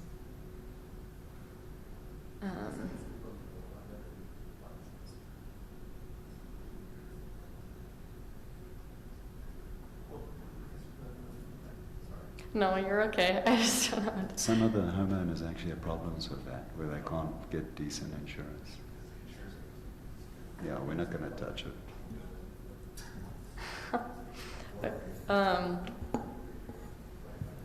Okay, I'm just going to move on to the next element real quick. So the economic element, basically the commercial analysis that was done in 2008 with this general plan was all based on survey data. And so when it was basically asking the residents where they would see commercial, and like all these dots was were what the residents responded, and the red was what the current commercial area was. But in 2019, we actually did an updated economic development and market analysis. And that was, here one second. These were the results. So these pink areas were where basically this could be where commercial could be sustainable. We're on these locations, which as you can tell, it's mainly along the state roads, along Timp Highway and North County Boulevard. But that didn't actually change the map, right? No, this was just an analysis to hey, think about this, right? Yes. Which this is also posted on the Highland City website in the zoning area. Basically, the point of that was when people call me to say, do you think this would change to be like commercial? I'd be like, well, this is what Planning Commission, the council could look at. And so if you're looking at an area right in the middle of this R140, it might not happen or may not just be sustainable, and they just don't know that. I was going to point out the goals of the economic section that they had pointed out were to enhance shopping opportunities for residents and then integrate commercial uses while maintaining Highland's rural residential character, and then to try to maintain fiscal health and stability, which was basically trying to balance our property tax revenue with sales tax. This is that moderate income housing section. These are just a few of the statistics as of 2017 for Highland City's area median income. That came out to be $128,938. It may have raised since then. And then overall Utah County, just in comparison, is $78,000 or almost $79,000. And then looking at the average monthly housing cost is about $1,900. And then median gross rent in comparison was $1,750. And then the goals, the main goal for that section was to support for alternative housing types. And so if you look at it, we're looking at encouraging mixed-use zones and ADUs, and also senior housing. Senior housing is the last element that I'll talk about in a moment. And then to also maintain quality housing stock and the current aesthetic style of Highland City. And so when you think of it like the PD zone, like the planned development zone, in our development code, how it gives the city the discretion to be able to look at architectural designs, and basically having more of an influence on that aesthetic style when we do higher density. I think that was the point of that. Oh, community design, I forgot. This made me think of Chris pointing out maybe looking at the overall design of Highland City, which looks like there's an element on there in the general plan. So they did look into a lot of this at the time, looking at the overall scenic backdrop on the north and east, just with those mountains, trying to preserve that with all the development that we have. Then focusing on view corridors, focusing on gateway treatments. So that's just those entry nodes that you have coming in from American Fork, Cedar Hills, and Lehigh. And then corridor treatments, which is just talking about that parkway detail, and then the landscaping and the medians. And then keeping traditional development patterns. And then also focusing on Highland Town Center and making that like a community destination, or making it feel like the heart of the community. And then encouraging special design treatments at key community destinations. When you think of like at the splash pad, we have that little sign that's kind of like the Highland Town Center, and then you have the signs along the streets on Alpine Highway and Timp Highway saying that's where Highland Town Center is. That's kind of accomplishing a little bit of that. This was their like kind of comprehensive community design concept. The kind of pointed semicircle right there is kind of demonstrating that view corridor and then preserving these open space corridors was included on this, and then the overall urban feeling was intended to be around the town center, and then trying to just keep the rural feel all around the residential areas. And then these are calling out, like the 1, 2, 3, 4, and 5, calling out those gateway entries, where we want to make it feel like, okay, you're entering into Highland now once you cross this border. So that commercial study that was done kind of goes against this. A little bit. Well, it just kind of shows that there are more areas along those highways that could be sustainable. Right. And it also points out in that analysis, if you decide to look at it, that it's not necessarily saying if all of these pink sections were commercial, they would all be sustainable. It's just like, it's not saying that Highland can sustain that much acreage of commercial. It's just saying these are the most preferable locations, if that makes sense. Oh my gosh, I forgot about all these sections. Parks, recreational facilities, and trails. It kind of categorizes all of the parks as mini parks. These are just a couple examples of these parks. They have charts all in there having all of the parks listed that are categorized in these types of parks. Some interesting goals that were pointed out that I actually checked on was to have 4.87 acres of parkland per 1,000 residents. Currently, with our current acreage, this is also including the acreage we have for Mountain Ridge, it comes out to be about 8 acres per 1,000 square feet, or per 1,000 residents in Highland. And then the goal is to have 10.6 miles per 10,000 residents, and we are currently at about 11 miles. We are working on putting in more trails and working on applying for working with a project with MAG to connect that Mitchell Hollow Trail down to the equestrian center. So that's a project that we'll be working on within the next year or two. If we get the funding, that's the goal. And then this is that overall map. They did look into the existing parks, who they service, with just like an overall radius around it, and then what parks they were working on putting in. Like at the time, the Beacon Hill Sports Complex wasn't in there yet, and so this is something that we can definitely look into updating, as a few more parks have been added since then.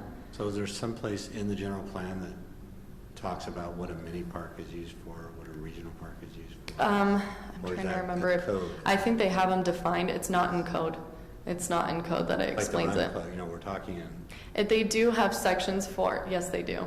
They have little headings for mini park, neighborhood park, all that stuff, and explains what categorizes it as that. And then it has a chart as to which parks are categorized as that. So they went even further to identify which parks were that. In the general plan. In the general plan. Yes. Okay, this was that senior housing element that I was talking about. They go into encouraging basically there are different housing types of senior housing. There's the age-restricted, independent, continuing care retirement communities, assisted living, and nursing facilities. We have obviously that assisted living over off of North County Boulevard, and then we have that age-restricted community over by Sky Estates, Sterling Point. And then part of the Ridgeview development that Ivory's doing in Pod A, it's not age-restricted, but it is, well, it's age-targeted is what it's called. How do you force the resident leaving those community HOA. The HOA is walk. Yes, it's done. It's regulated by the HOA. If it's restricted to 55 plus. So if I'm looking at the general plan and I see all the residential, senior can go anywhere in there, or is senior a different color that we've kind of planned where that goes? So Sterling Point and this area in Ridgeview, they're both included in PDs, like planned developments. Okay. And that's because for these senior housing, higher density was permitted. And so it wouldn't fall under our typical R140 or R130. It would be The general a plan different doesn't zoning. show where we think that should go or anything. It's by Sky Estates. There are those attached units right along Highland Boulevard. Have you seen those? Are right behind like a theme wall. Before you go up the... Yes, Suncrest. before you go up to Suncrest. On the right It's hand the side. last thing. Sorry. Oh, they also, in writing this element, like made an effort to look at those population projections as well, like once you get to 55 plus, and their population projection came out to be 25% of the population in Highland being 55 plus by 2030. Obviously, those are projections that we can redo and look at because there honestly are a lot more young people coming into Highland now. But who knows what those results would be, but that was a big driving force into looking at age restricted. And I know the council, when developers bring up the senior housing, it's definitely, they're more open to higher density when it comes to being age restricted, because when you think of the traffic volumes and everything like that, they're obviously going to be a lot less than just a standard apartment complex or townhomes.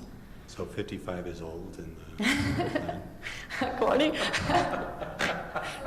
to the general plan. I don't think I like this. I think we need to change that. It needs to go to like 60, not 55. What is the, what category would you put the memory care unit off SR 92? Or not 92, but what's zoning? North County Boulevard. Oh gosh, you know what? Is it assisted living or continuing care? I'm just wondering, I'm trying to think of what it's we assisted have. living. It's the Highland, what's it called? It's along North County. Well, I've had residents come and talk to me about that particularly. Yeah. That they want something closer to put their family members in, because when you have this age-restricted housing and you have someone that gets dementia or something and like can't that, live alone, then you have to move some little family in, like grandkids with children come move in and are taking care of their senior parent, but they're not allowed in that community. Yeah. Do you know what I'm saying? And that is happening more and more. And people are like, well, we have all this space. Why can't we have family come and move in and help take care of us, rather than have to go to a fully nursing facility or assisted living? Right. So we have that sensitivity of that we don't really have any areas other than that one in our whole city. Which, I mean, with the future development, if this is something that we look at, and obviously there will be a lot of public involvement when we do this comprehensive update, if that's seen as a major need, that will definitely be looked into with the places that aren't built out, or maybe 20 years in the future if there are areas of Highland that, well, people are tearing down and building new things up, then maybe that's something that they would look into then. I don't know. I know they had talked about it in that area over by the Longhorn property. Yes, that's true. I was going to bring that up, but I didn't know if it was appropriate for staff to bring it up. But no, that's what we were just talking about. Okay. But it was 3 stories. And there's several ways I think the city has gone about addressing that. Some is having age-restricted areas. Some is almost doing a commercial type place where you can develop those kinds of like more institutional facilities. And then we also have the permitted use in all residential zones for residential facilities for the care of the elderly. Like a beehive home or yes. something like that. Often those are less controversial. The other side is often group homes are a similar type thing, but those are usually more controversial. We have a similar provision for the elderly where you can have a residential facility where it operates in a quasi-commercial basis, but it still has all the aspects of a residential home, and it's not a full-on commercial endeavor. But these are types of things that as the general plan gets updated, you can say, all right, is that working? Do we need to maybe make that a little easier to get those kinds of facilities? Do we want to allow more of the commercial institutional facilities? Those are just kind of general things to think about. Okay, thank you. And that's all I had for that general plan overview, essentially. Are there any other questions that y'all have? Obviously, we will be talking more about this and having another training at the November meeting more regarding the process and how we'll go about updating it. But if you have any questions of what's existing, we're happy to look into it. just a real general, and I know it'll come up in the next thing. Okay. Once we go through all this and Planning Commission does what we do and everything, is it council that makes the final decision to put the general plan in place? Is that right? Yes, it does. So that's the final, because there's going to be a lot of this and that and lobbying. Yeah, it's basically, at least how it's stated in the development code is that it's the Planning Commission's overall responsibility to put it all together and then recommend But the it sounds whole like thing it's to the such city a council. big thing, that there's going to be a lot of group meetings where we meet together with Oh, council, 100%. right? Like with the council too, probably, yes. Because the planning commission, and I've been in cities where they go this way, and the city's way over here, and then we just spent $84,000 Yeah. that council says no to, you know. So council approves it, but you guys anticipate a lot of interaction between us and them, so we make sure we're heading down the right path. Yes. On meetings other than our appointed meeting times? Yeah, like work sessions. Yeah, they'd probably hold a couple work sessions, like maybe an hour before their typical council meeting. Y'all would come at 6 p.m. or something and do an hour-long work session, something like that. There may be an opportunity as well for like an ad hoc committee where we don't have a quorum of either the council or the planning commission, but you could just, you know, a couple from both can meet and give updates and say, take these back to your respective commissions and report back. And there's a lot of ways of going about it to make sure that, because you don't want a situation where you've drafted a 200-page document, hand it to the council, and the council says, I don't like any of this. Could you start over, please? So is the planning commission held to the same quorum rules that the council's held to? Quorum for planning commission is 4, but for city council it's 3, and so they but can I only mean- meet in 2s. But can we, I mean, we could all go out to lunch, I mean, because we're not. You're still subject to Open Public Meetings Act. Yeah. So, Okay. yes. So if there were 4 or more, we would have to put out a We notice. can't all go to lunch, ever. Three of us. Social or chance encounters Three of you doesn't can, count. so pick and choose. Three of us can go. But if you plan on meeting for lunch, that counts. So if you run into each other, you're in no We're in trouble. Chicago, that's Yeah. how it works. Gosh. And don't worry, we'll have another Open Public Meetings training in a couple of months, probably. We But love it. behind everything you just showed us, online is like 200 pages worth of backup Yes. documents. It has the entire PDF on there. Literally a 205-page document. But I would recommend going online, reading through it. I think there's a lot of appendices in the general plan that's like, here's how we came up with it, and here's some like, It has the results of all the surveys in there too, like at the end, so that makes it a lot longer. It's like, honestly, like I feel like a third of it when you're looking at the physical document that is all just survey results. But, I'm actually trying to see how many actual pages. the and you general have all plan. the maps that are repeated in the back. There's too. a lot of maps. There's a lot of pictures, which makes it easy to read. I always Like a find that little easier to book. read. Goals. Yeah, it's like a 100-page document or so. I think we're done. Okay. Aren't we done? She just done? Right, you're done, right? The important stuff. So what? What do you want to talk about?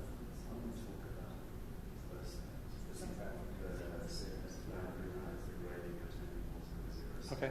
He still doesn't like that. Let's go. Hey, I've been to so many city meetings that go all the way to 11. I already missed trunk or treat. Hey, we're so doing I'm great in on for time that. right now. All right, so moving along to item number 7. Chris. Okay, so this is my opinion, and the way that I'm going to pitch it is like as if I was making a proposal, and then we think about it, and if we think that it's important enough to change, we suggest a change to the code, and we see if City Council bites. So the first thing is, in the spirit of being finished by 9 o'clock, number 1, mandate zero-scaping parkway on all new stuff. Number 2, we currently have the situation where if we're on a slope and I'm down the slope from Audrey, she can build up her elevation with retaining walls, and so we have this sort of zigzag situation in neighborhoods, or like that house that is south of the Strasbourg building, looks like a massive hotel. It's right up on that thing. Yep. Okay. That issue is the back of the lot is actually 5 feet lower than the cul-de-sac. but they've just graded it and filled it in.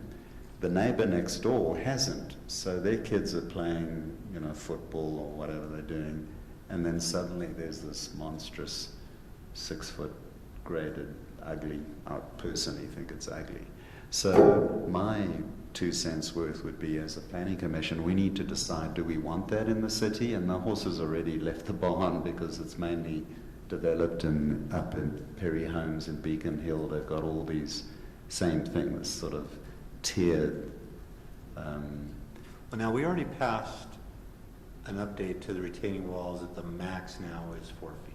Because when you do a subdivision, you have to step it, but we don't have to step it 12 feet and all this kind of stuff. You kind of go to The Are max. you wanting to go lower than Well, so this is just a topic for discussion, but they don't, let's just pick on those poor people. They don't have a retaining wall.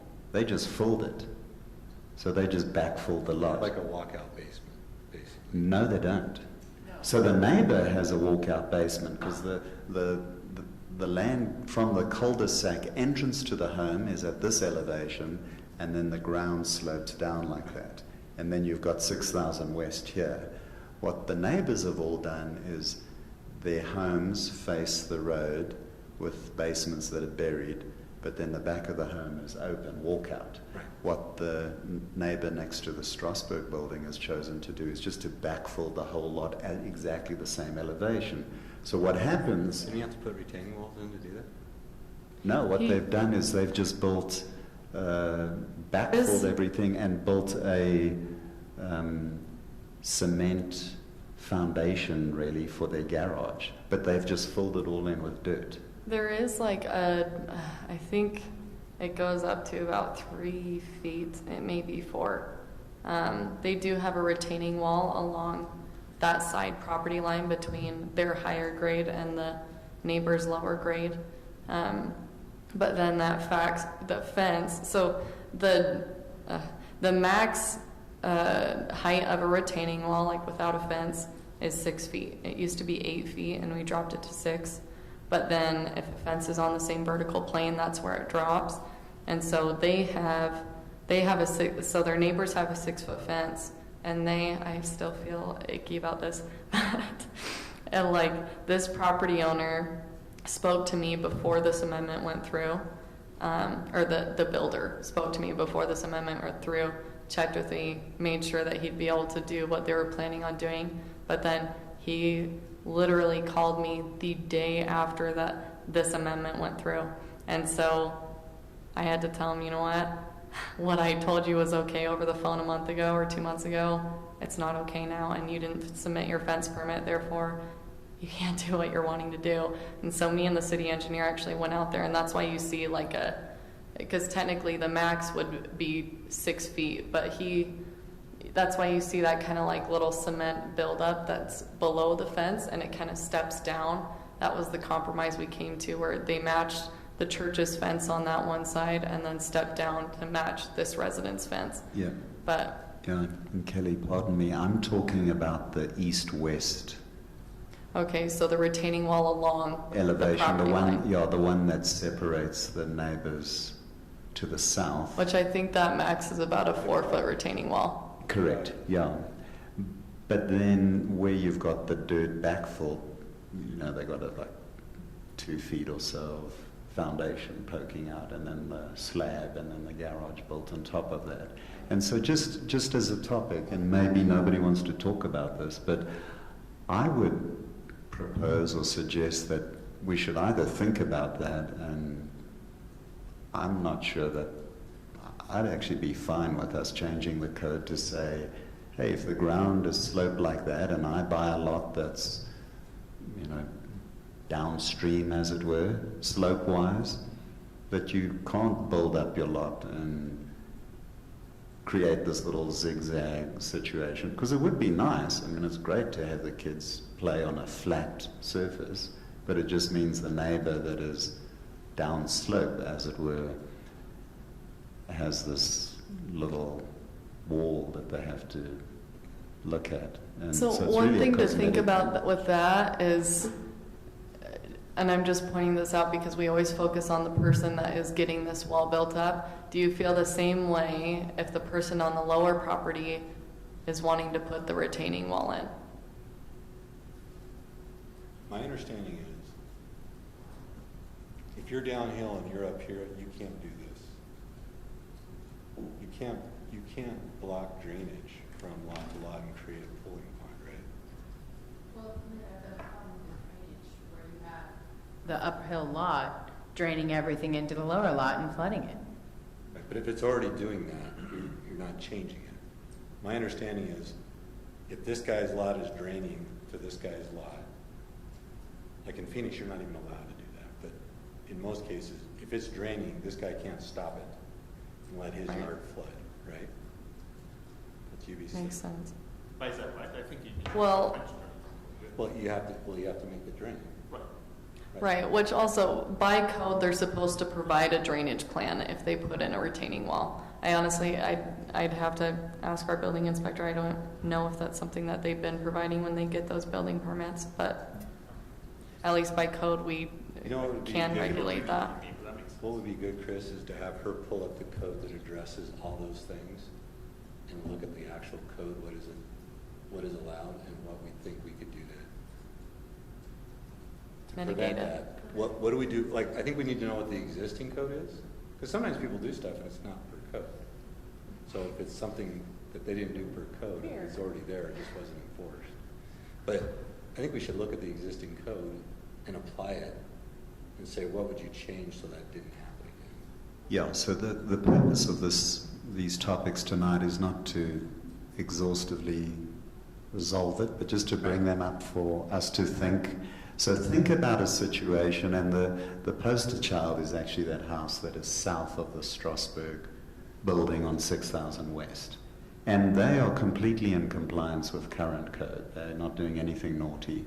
But just think about it elevation-wise, where the cul-de-sac has been built up, 6000 West is a couple of feet lower, and neighbors have gone down, but unfortunately this neighbor has chosen to build it up within their rights. But it's not terribly appealing cosmetically.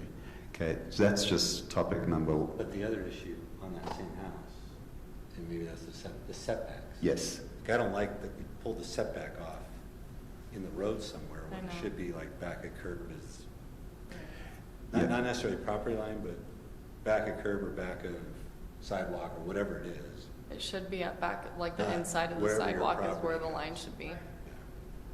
Yeah, and that was something that I have an opinion about, that we collectively as a planning commission might disagree, but I don't think it's jolly decent when you have a situation like that where the home is a few inches away from the wall, and the wall, they also within that 15 feet, I went and measured it myself, but it just looks ugly.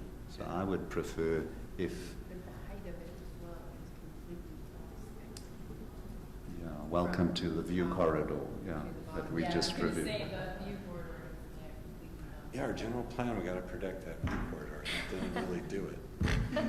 Sorry, you can't do that. So anyway, it was just those handful of items that I thought merited, but I don't really want to go pursue looking at text, and I'd be happy to work with you, Kelly, and to change things, but I don't want to go bother doing that if the five of the rest of us just go, no, we don't care about it. So should I pursue this, or is this silly? What do you folks think? What do you think, Ryan? I think it's a good idea. I think it's, yeah. I think especially in these lots where they're building the really large homes, I think the road setback thing needs to be addressed. It's to where it's not from the road, but from inside the sidewalk. I think that would make a difference on the setbacks. You know? Yeah, yeah, in agreement with A, B, C, D, E. I mean, the city's fully built out, so I don't know. I think he's mean, talking lot to lot grade. No, lot to lot grade. But if the city is fully built out, I don't know how many other opportunities are out there really to modify the code and therefore at least unless people start demolishing houses and start rebuilding, then I can see that. But yeah, personally, yeah, I think we can spend cutoffs between A through D. So as I look at it, I think the setback and boundary lines is a quick fix. We can get that done now. I think the escaping is important now, just because of the water issues, and it's a big, I mean, being on the campaign, a lot of people have that issue. I will tell you that in my neighborhood, the neighborhood next to us, all the lots do that along that road, and that one guy that was the lawsuit has that big retaining wall. And so there needs to be some kind of policy from lot to lot, just how much you can. I don't think you should say you can raise it, but is 5 feet really the number? Should it come up a couple feet? Because when we develop lots like that on a cul-de-sac where they all slope off, those are walkout basements. That's just what they are. They start at the level, and then the basement is nice and open, and then your ground lot. And I don't know why they filled theirs. I don't know how they're graded, but I think it's worth at least looking at it more closely and see what the code actually says. But I think there's two on there we can nail right off the bat, and that's the setbacks and the zero landscaping. And then I think we are going to tackle the design of Highland in the general plan. I think conditional uses is going to be handled in the general plan as well. And then I think the one that will take more time will be the grading and retaining wall. Does that make sense? So what we just said, what you guys really were talking about. We were just talking about the property line situation. I think we'd like to address the setback thing, boundary lines, like quick. I think that's just a clarification in our code to prevent that from happening again. That's what we're just And then the discussing. escaping, I think council, that's a big concern for them, and with the water issues, it's come up a lot. I think that's something we should start putting together and doing a minor amendment to the general plan. Okay. And then I think with the grading, Chris, if you're willing to get with her and just get the code and kind of go through it and decipher it, and then we all come into it instead of all of us digging into the, like what that actually, yeah. You guys okay with giving them kind of that direction and what we want to do? Okay. Does that make sense? Yes, it does. Because we felt that A and C are going to kind of get handled as we get going on the general The general plan. plan, that's fair. But B, top priority, D right behind it, E right behind that. Okay. Kind of as for you to knock them out in all your spare time that you have. All my beautiful spare time. No, that sounds great. Let me just close my thing. Okay. All right. Did we get to a lot of those there, Chris? You good with that? Like I said, I missed trunk or treat, so I'm done. All right. Anything else? I think that's all we have. We have a Yes, that motion? is all I have. What's that? That's all I have. Do I have a motion? Can we please go? A second. There we go. All in favor?